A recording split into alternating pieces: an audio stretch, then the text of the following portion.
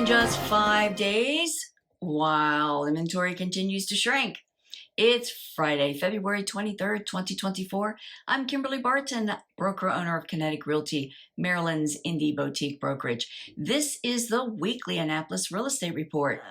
Inventory in all Annapolis zip codes fell again this week to 107 for sale. 15 homes are coming soon, a 33% decline since last week. 22 homes hit the market over the past week, the same as last. 17 went under contract, rising 17% from last week. 12 moved to pending, a 67% increase over last report. 13 homes sold at 100.3% list-to-sold ratio and selling in just 5 days. The highest priced home to sell was in the Cove of Cork for $1,350,000. Rentals in Annapolis are at 36 for $3,200 per month.